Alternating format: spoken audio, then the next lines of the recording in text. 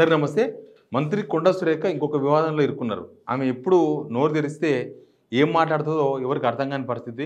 చాలామంది మంత్రులు అట్లే ఉన్నారు. కొండా సురేఖ దానిలో ఫస్ట్ ర్యాంక్లో ఉన్నారు. ఆమె ఏం మాట్లాడుతుందో వినండి, తర్వాత మాట్లాడతాం.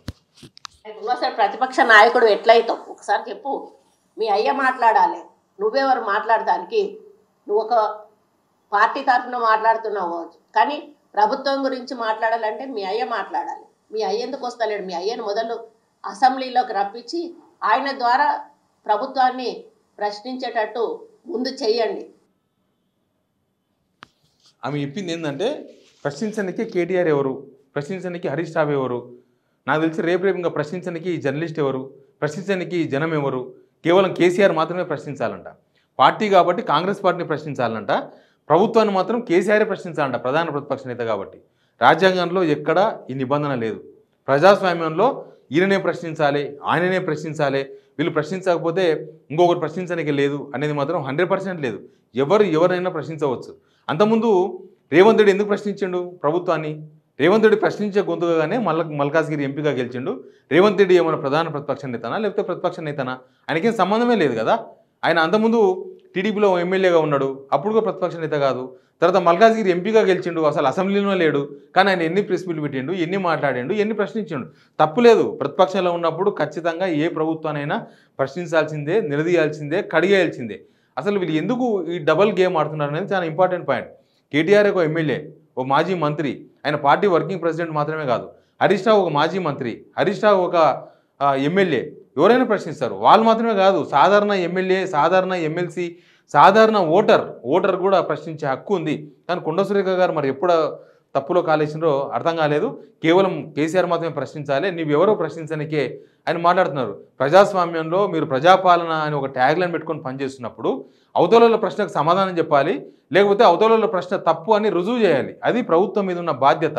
కానీ ఒక బాధ్యతాయుతమైన మంత్రి పదవిలో ఉండి అట్లా మాట్లాడడం దేనికి సంకేతం అని అర్థం చేసుకోవాలి. కొండా సురేఖ ఈరోజు మంత్రిగా ఉన్నారు, రేపు మళ్ళీ క్యాబినెట్ రీషఫ్లింగ్ జరిగినప్పుడు, లేకపోతే రేపు మళ్ళీ గవర్నమెంట్ మారినప్పుడు ఈమె సాధారణ ఎమ్మెల్యే కావచ్చు, ఎమ్మెల్యే కాకుండా కూడా ఉత్తగా ఓడిపోయి కూడా ఉండొచ్చు. మరి అప్పుడు ప్రశ్నించదా కొండా సురేఖ? కొండా సురేఖ ప్రతిపక్షంలో ఉంటే మాట్లాడదా? ఎవరైనా సరే ప్రతిపక్షంలో ఉన్నా ఎక్కడున్నా, ఇప్పుడు అక్కడ ఎంపీలు ఉన్నారు, రాహుల్ గాంధీ ప్రధాన ప్రతిపక్ష నేతగా ఉన్నాడు, మిగతా వాళ్ళంతా కూడా ఎంపీలు, మిగతా వాళ్ళకున్న 99 మంది కాంగ్రెస్ ఎంపీలు ఉన్నారు, తర్వాత మిగతా పార్టీల వాళ్ళు ఉన్నారు కదా, మిగతా ఇండియా టీంలో ఉన్న వాళ్ళు కూడా ఉన్నారు కదా. మరి వాళ్ళు ఎవరు ప్రశ్నించొద్దా? ఇప్పుడు కేవలం రాహుల్ గాంధీ మాత్రమే మోడీని విమర్శించాలి, మోడీని ప్రశ్నించాలి, మిగతా వాళ్ళు ఎవరు? ఇప్పుడు ప్రియాంక గాంధీ కూడా ప్రశ్నించాల్సిన అవసరం లేదని చెప్పగలుగుతున్నారా? లేకపోతే ఎంపీలు ఉన్నారు, మన దగ్గర 8 మంది ఎంపీలు ఉన్నారు, కాంగ్రెస్ ఎంపీలు ఉన్నారు, ఈ కాంగ్రెస్ ఎంపీలు ఎవరు ప్రశ్నించకూడదని దీని అర్థమా? లేకపోతే రాష్ట్రంలో బీజేపీ ఉంది, ప్రతిపక్ష నేతగా ఎల్ఓపీగా వాళ్ళకు నిర్మల్ ఎమ్మెల్యే ఉన్నారు, నిర్మల్ ఎమ్మెల్యే మహేశ్వరుడు ఉన్నాడు, ఆయన ఒక్కడే మాట్లాడాలన్నా? మిగతా వాళ్ళు మాట్లాడకూడదా? కిషన్ రెడ్డి మాట్లాడకూడదా? కిషన్ రెడ్డి పార్టీ ప్రెసిడెంట్ కాబట్టి ఆయన కేవలం మహేష్ కుమార్ గౌడ్ మాత్రమే ప్రశ్నించాలి, ప్రభుత్వాన్ని ప్రశ్నించకూడదు. అంటే ప్రభుత్వాన్ని కేవలం కేసీఆర్ మాత్రమే ప్రశ్నించాలన్నా? ఏంది ఈ మైండ్ గేమ్? లేకపోతే మిగతా ఎమ్మెల్యేలు ఉన్నారు, ఇంకా నిర్మల్ ఎమ్మెల్యే కాకుండా ఇంకా 7 మంది ఎమ్మెల్యేలు ఉన్నారు, ఈ 7 మంది ఎమ్మెల్యేలు కూడా నోటు తెరవద్దు, ప్రశ్నించొద్దు, ఏం చేయొద్దా? అసలు ప్రజాస్వామ్యం అంటే ఏంది? ప్రతిపక్షంలో ప్రధాన ప్రతిపక్షం, ఈ ప్రతిపక్షం, ఆ ప్రతిపక్షం ఉండదు. ప్రధాన ప్రతిపక్షం కేవలం అసెంబ్లీలో మాత్రమే రోల్ ఉంటుంది. బయటకు వచ్చిన తర్వాత ఒక్క ఎమ్మెల్యే ఉన్న పార్టీ కూడా ప్రతిపక్ష నేతనే. ఇప్పుడు సిపిఐ వాళ్ళు ఉన్నారు, సిపిఐ వాళ్ళంటే కాంగ్రెస్తో ఉన్నారు కాబట్టి వాళ్ళు ఎవరు మాట్లాడే పరిస్థితులు లేరు. కానీ వాళ్ళు ఎవరు మాట్లాడకూడదా? వాళ్ళు ఎవరు ప్రశ్నించకూడదా? ప్రశ్నిస్తేనే జీర్ణించుకోలేని సిచ్యువేషన్ కాంగ్రెస్ పార్టీలో ఎందుకు వచ్చింది? ప్రశ్నకు సమాధానం లేదా? ప్రశ్నకు జీర్ణించుకునే శక్తి లేకుండా పోయిందా కాంగ్రెస్లో ఉన్న మంత్రులకు? అది కొండా సురేఖ ఇట్లాంటి కామెంట్ చేయడం అయితే చర్చనీయాంశంగా మారింది. రాజకీయ వర్గాల్లో ఎవరైనా ప్రశ్నించవచ్చు. ఇక్కడ ఉన్న ఒక సాధారణ ఎమ్మెల్యే కాదు, సాధారణ ఓటర్ అవసరమైతే మోడీని కూడా ప్రశ్నించవచ్చు. మరి ఎవరు ప్రశ్నించాలి? ఒకవేళ కొండా సురేఖను ఇప్పుడు ప్రశ్నించాలంటే ఎవరు ప్రశ్నించాలి? ఇంకొక మంత్రి ప్రశ్నించాలి. ఏ మంత్రి ప్రశ్నించాలి? కాంగ్రెస్లో ఉన్న మంత్రి కాదు, బీఆర్ఎస్లో ఉన్న మంత్రి, బీజేపీలో ఉన్న మంత్రి ప్రశ్నించాలి. కాంగ్రెస్ ఇప్పుడు బీఆర్ఎస్లో మంత్రులు ఉన్నారా? పోనీ బీజేపీకి మంత్రులు ఉన్నారా? స్టేట్లో ఉన్నది కేవలం అధికార పార్టీ మంత్రులే కదా. అంటే మిమ్మల్ని ఎవరు ప్రశ్నించకూడదు, మంత్రిని ఎవరు ప్రశ్నించకూడదు. మంత్రిని ప్రశ్నించాలంటే ఇంకొక మంత్రి ప్రశ్నించాలి, రేవంత్ రెడ్డిని ప్రశ్నించాలంటే సీఎం మాజీ ముఖ్యమంత్రి కేసీఆర్ ప్రశ్నించాలి, రాహుల్ గాంధీ రాహుల్ గాంధీ ప్రశ్నించాలనుకో ఎవరు ప్రశ్నించాలి? ఎవరు ప్రశ్నించకూడదు. ఎందుకంటే ఆయన ప్రధాన ప్రతిపక్ష నేత కాబట్టి ఆయన ఎవరు ప్రశ్నించవద్దు. ప్రశ్నిస్తే కేవలం మోడీ మాత్రమే ప్రశ్నించాలి.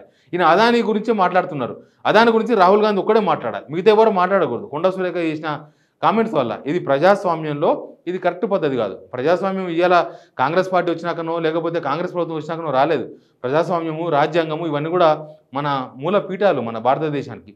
కాబట్టి కొండ సురేఖ మాట్లాడే మాటలు చాలా సత్యదూరంగా ఉన్నాయి. ప్లస్ కొంత అజీర్తికి సంకేతంగా కనిపిస్తున్నాయి. ప్రశ్నించొద్దు, ఎవరు ప్రశ్నించొద్దు అంటే కేసీఆర్ మాత్రమే రావాలి, కేసీఆర్ మాత్రమే ధర్నా చేయాలి, కేసీఆర్ మాత్రమే నిరసన తెలపాలి, కేసీఆర్ మాత్రమే మనం ప్రశ్నించాలి. ఇదంతా ఒక మైండ్ గేమ్. కేసీఆర్ చుట్టూ తిప్పితే కేసీఆర్ను రేవంత్ను సమాంతరంగా కేసీఆర్ తీసుకుపోవాలంటే కేసీఆర్ మాత్రమే ప్రశ్నించాలనే దానిలో ఉన్నారు. వీళ్ళంతా ఒక ఫ్రస్ట్రేషన్తో ఉన్నట్టు కనిపిస్తున్నది. కేసీఆర్ రావాలి, ప్రశ్నించాలి, అప్పుడే రేవంత్ రెడ్డి కేసీఆర్ లెవెల్లో కనిపిస్తాడు. లేకపోతే కేసీఆర్ను రేవంత్ రెడ్డి ఒక ముఖ్యమంత్రిగా చూస్తలేరు, రేవంత్ రెడ్డి ఒక ముఖ్యమంత్రిగా కనిపిస్తలేడు, రేవంత్ రెడ్డి ఒక ఎమ్మెల్యే లాగానో లేకపోతే ఆ స్థాయికి తగ్గ వ్యక్తి కాదేమో అన్న అనుమానాలు కలిగే విధంగా కొండా సురేఖ మాట్లాడుతున్నారు. రేవంత్ రెడ్డి సీఎం అయినా ఆయన ఒక ఎమ్మెల్యేనే, ప్రతిపక్ష నేత, ప్రధాన ప్రతిపక్ష నేత, మిగతా ఎమ్మెల్యేలు అందరికీ సమానమైన హక్కులు ఉంటాయి. ఎవరినైనా ప్రశ్నించవచ్చు. ప్రశ్నిస్తే జీర్ణించుకోలేకపోతే, ప్రశ్నిస్తే మీరు చెప్పలేకపోతే, ఇది మాత్రం ఇట్లాంటి కామెంట్స్ ద్వారా అనవసరంగా మీ ప్రజాపాలనకు మచ్చ, మీ ప్రజాపాలన అని చెప్పుకునే ముందు ఇట్లాంటి వాళ్ళను సరిదిద్దుకునే అవకాశం ఉంటుంది. ఇట్లాంటి కామెంట్స్ చేసే ముందు మంత్రులు కూడా చాలా జాగ్రత్తగా వ్యవహరించాలి. ముఖ్యంగా కొండా సురేఖకు కొద్ది పరిజ్ఞానం చాలా తక్కువగా ఉన్నట్టు కనిపిస్తుంది. కొండా సురేఖ ఏంటంటే అది మాట్లాడుతున్నది కాంగ్రెస్ పార్టీ ఇబ్బందుల్లో పడుతున్నారు, కాంగ్రెస్ ప్రభుత్వం ఇబ్బందుల్లో పడుతున్నది. కొండా సురేఖ వల్ల కాంగ్రెస్ పార్టీ అఫెన్స్లో ఉండాల్సిన అధికార పార్టీ డిఫెన్స్లోకి పోతుంది. కొండా సురేఖ చేసిన కామెంట్స్ వల్లనే ఇప్పటి వరకు చాలా వ్యతిరేకతను మూడగట్టుకున్నది కాంగ్రెస్ పార్టీ, కాంగ్రెస్ ప్రభుత్వం. కొండా సురేఖ ఈ కామెంట్స్ చేయడం వెనుక కూడా రేవంత్ రెడ్డి ఉంటే మనం చేసేది ఏముండదు. ముఖ్యమంత్రి స్థాయి పెంచుకోవాలంటే పనులు చేసి స్థాయి పెంచుకోవాలి తప్ప కేసీఆర్ వచ్చి ప్రశ్నిస్తేనే రేవంత్ రెడ్డి స్థాయి పెరుగుతుంది, కేసీఆర్ అసెంబ్లీకి వస్తేనే రేవంత్ రెడ్డి స్థాయి పెరుగుతుంది, రేవంత్ రెడ్డి ముఖ్యమంత్రి అవుతారు అనేది ఏం లేదు. రేవంత్ రెడ్డి ముఖ్యమంత్రి, ఎవరు అవునన్నా కాదన్నా రేవంత్ రెడ్డి ముఖ్యమంత్రి, వాళ్ళ ఎల్పీ లీడర్లు వాళ్ళ ఎమ్మెల్యేలు ఎన్నుకున్న ముఖ్యమంత్రి కాబట్టి ఆయనకు ఆ స్థాయి ఉంటుంది. మనిషి చేష్టలు సీఎం స్థాయికి తగ్గట్టు ఉండాలి తప్ప కేసీఆర్ ప్రశ్నిస్తేనే రేవంత్ రెడ్డి సీఎం కాడు, రేవంత్ రెడ్డి స్థాయి పెరగాలంటే కేసీఆర్ ప్రశ్నిస్తేనే కాదు. రేవంత్ రెడ్డి స్థాయి పెద్ద స్థాయిలో ఉండాలంటే, కేసీఆర్కి సమానంగా ఎదగాలంటే ఆయన క్యారెక్టర్ మారాలి, భాష మారాలి. ఇట్లాంటి వాళ్ళని కంట్రోల్ చేసిన బాధ్యత కూడా రేవంత్ రెడ్డి పైనే కనిపిస్తుంది. కొండా సురేఖ ఇట్లా కామెంట్ చేస్తే రేవంత్ రెడ్డి ఏమో ఆయన భయపడుతున్నాడో లేకపోతే బెదిరిస్తున్నాడో బతిమలాడుతున్నాడో కూడా అర్థమవుతలేదు. కేసీఆర్ అసెంబ్లీకి రావాలి, ప్లీజ్ మీరు రండి, సూచనలు చెయ్యండి, మనం మాట్లాడుకుందాం, మీరు మీ దగ్గర ఉన్న డెవలప్మెంట్ ప్లాన్ ఆ బ్లూ ప్రింట్ ఏందో మాకు ఇవ్వండి, మేము ఆలోచిస్తాం. ఒకవేళ నిజంగానే కేసీఆర్ దగ్గర నుంచి నిజంగానే రేవంత్ రెడ్డి కేసీఆర్ చూసినప్పుడు కేసీఆర్ ఒక విజన్, కేసీఆర్ దగ్గర ఉన్న ప్లాన్, కేసీఆర్కు ఉన్న అవగాహన తెలంగాణ వ్యవస్థల మీద, తెలంగాణ భౌగోళిక పరిస్థితుల మీద, తెలంగాణ రాజకీయాల మీద, తెలంగాణ డెవలప్మెంట్ మీద ఉన్నది తెలుసుకోవాలంటే ఆ వాతావరణం ఒకటి క్రియేట్ చేసిన అవసరం ఉంటుంది. ఇట్లాంటి మంత్రులను ఎగదోసి అడ్డదిడ్డంగా మాట్లాడిస్తే ఆ వాతావరణం క్రియేట్ కాదు. సేమ్ రేవంత్ రెడ్డి కూడా ప్రతిపక్ష నేతల దగ్గర ఉన్న డాక్యుమెంట్ ఏదో, వాళ్ళ దగ్గర ఉన్న విజన్ ఏందో మీరు కూడా ఆ ఎక్స్పీరియన్స్ని తీసుకోవాలనుకున్నప్పుడు మీరు ఆ వాతావరణాన్ని క్రియేట్ చేయాలి. అంతేగాని పొద్దుగా లేస్తే దూషించుకుంటా, పొద్దుగా లేస్తే నేనే ఫామ్ హౌస్లో పెట్టేసినాని, నేనే అది చేసినాని, నేనే మొత్తం వీళ్ళందరినీ జైలు వేస్తాని, ఇట్లాంటి వాతావరణాన్ని క్రియేట్ చేసి వాళ్ళు వచ్చి నాకు వాళ్ళ ఎక్స్పీరియన్స్ చెప్పాలి, నాకు సలహాలు ఇవ్వాలి అనేది ఎంతవరకు కరెక్ట్ అనేది కూడా ఒక పెద్ద క్వశ్చనే. ప్రతిపక్ష పాత్ర నిజంగా బీఆర్ఎస్ ప్రతిపక్ష పాత్ర పోషించకపోతే జనం చూసుకుంటారు. ప్రతిపక్ష పాత్రలో వాళ్ళు చేయాల్సిన పని ఏందనేది వాళ్ళు డిసైడ్ చేసుకుంటారు. అంతేగాని రేవంత్ రెడ్డి రా అంటే అసెంబ్లీకి వచ్చి కూర్చొని రేవంత్ రెడ్డికి సలహాలు ఈయనకినో లేకపోతే ఇట్లాంటి మంత్రులు కేటీఆర్ మాట్లాడొద్దు, హరీష్ రావు మాట్లాడొద్దు, కేవలం కేసీఆర్ మాత్రమే మాట్లాడాలన్న ద్వారా మీ యొక్క డొల్లతనాన్ని బయటపెట్టుకున్నట్టు అవుతుంది, మీ యొక్క చాతకంతనాన్ని బయటపెట్టుకున్నట్టు అవుతుంది. మీరు ఒకవేళ నిజంగానే బీఆర్ఎస్ దగ్గర ఉన్న ప్లాన్ ఏందో మీరు చేపట్టాలంటే మీరు ఖచ్చితంగా ఒక అఖిలపక్ష సమావేశాలు లాంటివి పెట్టాలి, వాళ్ళందరినీ భాగస్వామ్యం చేయాలి.